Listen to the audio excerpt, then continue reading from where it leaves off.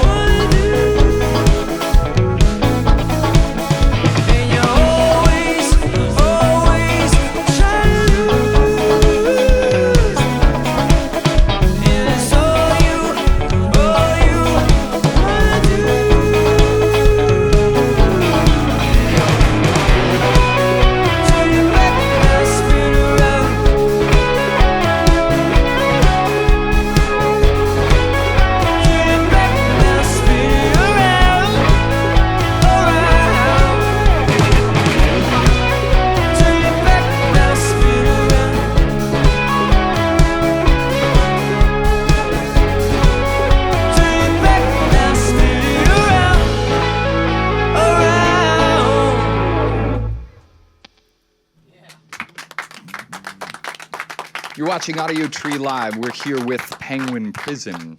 Thank you guys very much for coming out. I know it's early and everything, but it's awesome. At least we got to nom on some bagels, you know, before we started up and such. I would like to know if we could just go around and anyone who would like to share the music that was playing in your household when you were growing up. Maybe just like stuff that your parents listened to, or maybe like your parents' friends listened to, or something like that. Would you like to go first? Yeah, when I was little, my mom listened to like Patsy Cline, Anne Murray, Nat King Cole. Oh, sweet. That kind of stuff. Yeah. And the Beatles. So that's what I listened to when I was growing up. Cool. Others? Human? James Taylor and Pirates of Penzance. Sweet. Right on. For you, man? Mostly classical, actually. My parents are classical musicians, so Okay. didn't get a lot of pop until like late high school. Okay. So were they playing music, or like you were listening to classical music on records or whatever? Both, yeah. My mom's a violist, and she still plays professionally. My dad retired, but they're both pretty active growing up. Cool, cool. What did he play back then? He played trombone. Sweet. Did you learn either of those? Did they teach you either I of those? tried, but I bailed on both. Okay, yeah. Classical training is not something that a young person usually wants to do, right? I mean, I stuck with piano classical, but Yeah. The other ones didn't stick. Okay, cool. Ernesto, Human? Mostly Beatles, Zeppelin, Black Sabbath. Oh, yeah. That seems like a pretty large gap. Mostly Beatles and, I don't know, Black Sabbath also. Same time period, I guess. Yeah, definitely, though. That's what your parents were listening to? Or like that's what, my okay. mom loved, and also Pink Floyd, a lot of that. Okay, cool. Human?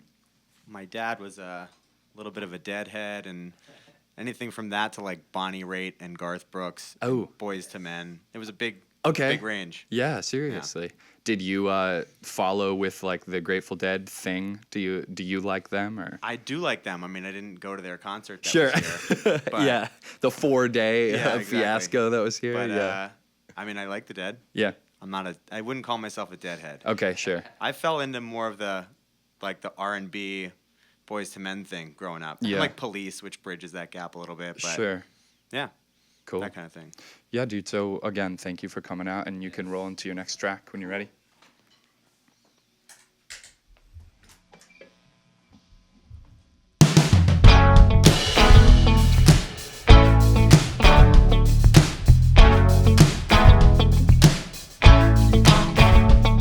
We could keep this up, but we don't know how. We can make it stop. It doesn't matter now. 'Cause I've seen too much that I can't make out. We could start again. Let me know right now. Oh, you're caught in a daze. You can't escape. Oh, you're caught in a daze. You can't escape. There's no one left that you knew before, and you know I can't tell you anymore. 'Cause I've said too much. You should know by now. We can start again, but you don't know how. Oh, you're caught in a daze. You can't escape. Oh, you're caught in a daze. You can't escape. You're caught in a daze, 'cause you never wait. You're caught in a daze. You can't explain.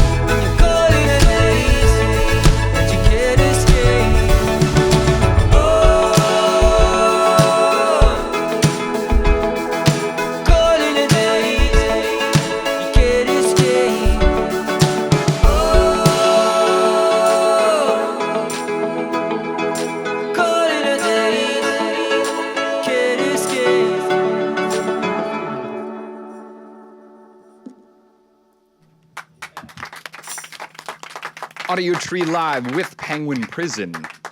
Chris, would you talk to me a little bit about DJing and remix stuff? When did you first start doing that? Because you were doing that before this project, correct? And then peppered between? Well, I actually didn't learn how to DJ until people wanted me to DJ. Okay. Yeah. So what I were was you like, doing I guess I first? need to learn how to DJ. 'Cause Yeah. People want me to DJ. So, because I started making remixes, and then Okay.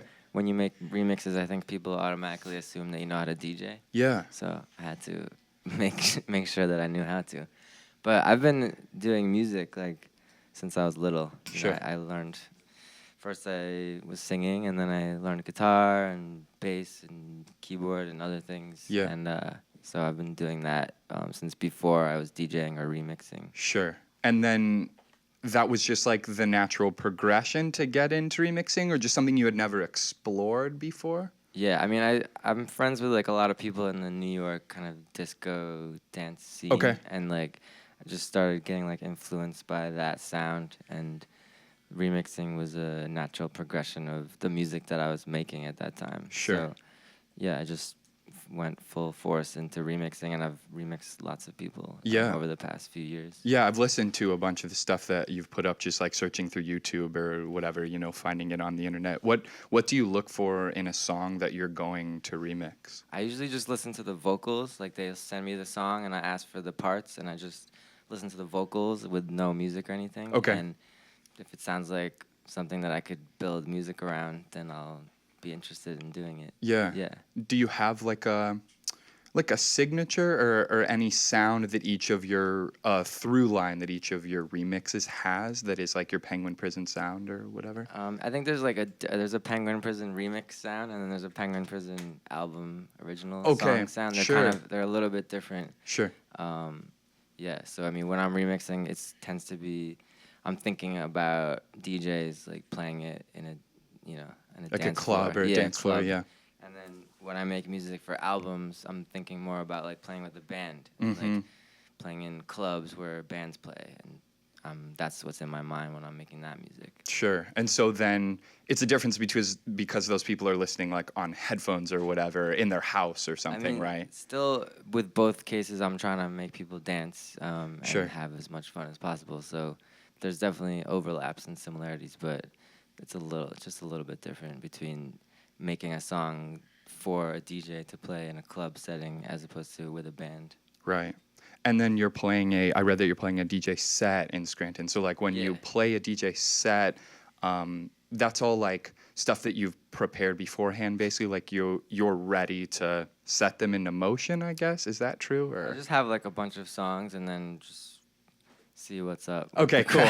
Yeah, feeling like them a little sometimes bit. I do a lot of my own songs and sing, like get on a mic and sing, and other times I don't really do it at all. If I get the vibe from the crowd that like they don't really want me to sing. Then you just, That's cool, yeah. And then as far as your stage presence or whatever, do you see a big difference in DJing and or playing in a band, the way that you feed off a crowd or the way that you react to the crowd? Of course. I mean, with a band, there's me and 4 other human beings, and we're all just like trying to make a big racket and like feed off of each other, and we try to do everything that we can, like as human beings playing actual instruments. Whereas with a DJ, you're just playing a song, and I mean you're mixing into another song, and I might sing over it, but it's just a song that's playing. Sure. Essentially. Yeah. Yeah. So the energy is very different. Yeah, definitely. Yeah. Cool. Thanks, man. All right, why don't you guys roll into your next song? Cool.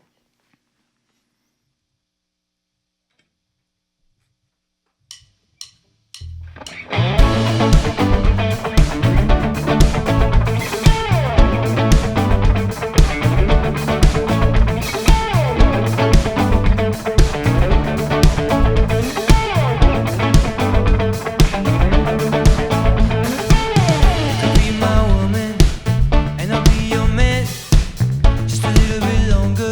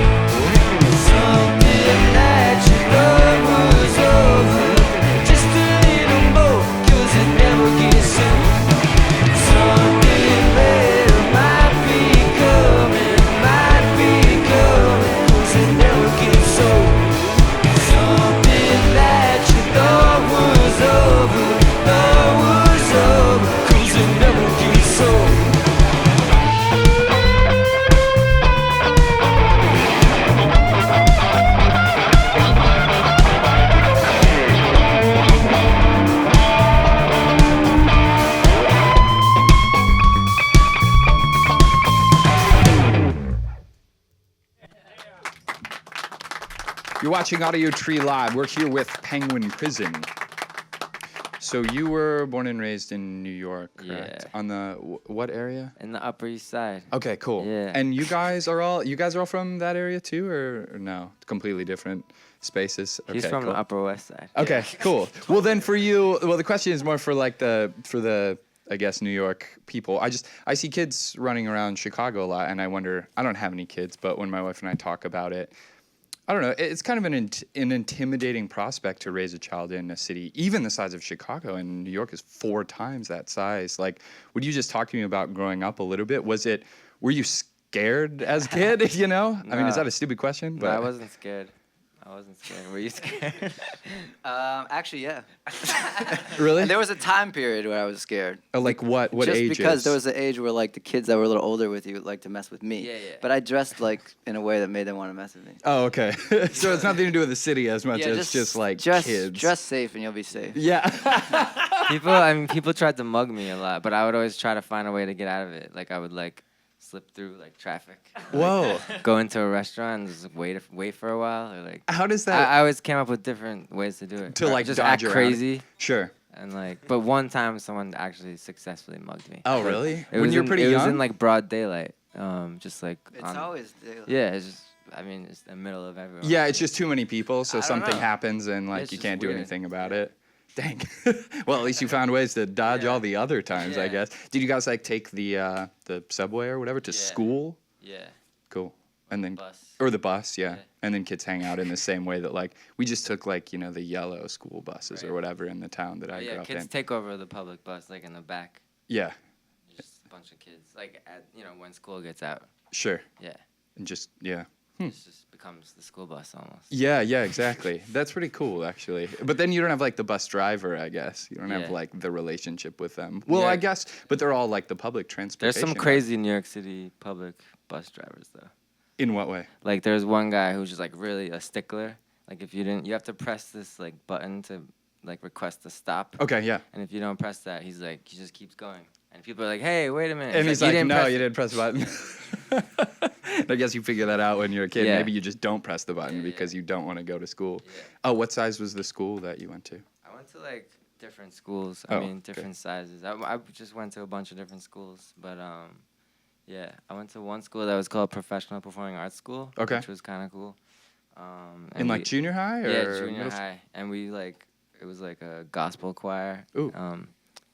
So we had like a major, and in the morning you'd have academic classes, and then in the afternoon you go to your major. So we just sang like every day from after lunch until the end of school. And that was connected to your major, or your major was Yeah, some that was- subject outside That of was music? that was my major. Was that LaGuardia? Vocal. No, that was Professional Performing Arts School. Oh, that's what what I it's just called. said. That's what it's called, I thought it though? was the Professional. type. I thought it Yeah, was the type yeah, of me school. too. The type- I didn't know that no, was the that's name. what it was Yeah. called.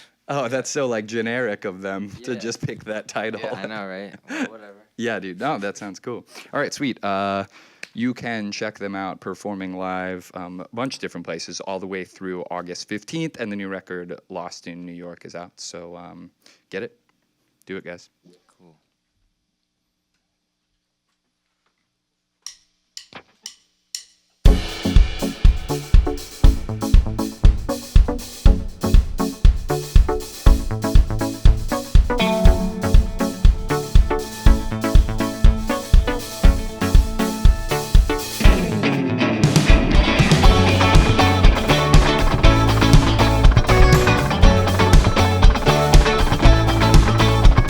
Thank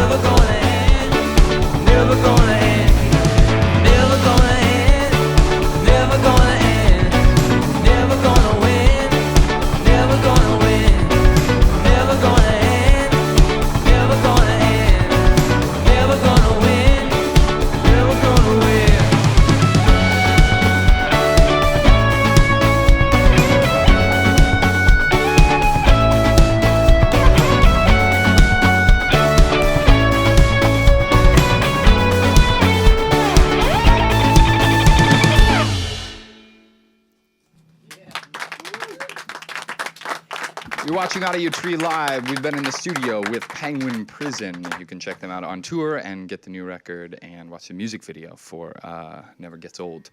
Thank you guys very much for performing for us. Thank you for having us. Yes, definitely. Thanks to awesome people in the studio and sound engineers, camera and lighting crew, hooking it up, and viewers. Thanks for watching. You can support the band by downloading the session when it comes out in a week or so and send a shout via social media to us or the band if you just want to connect. From all of us here at the Audio Tree Studio, thanks for tuning in. Goodbye.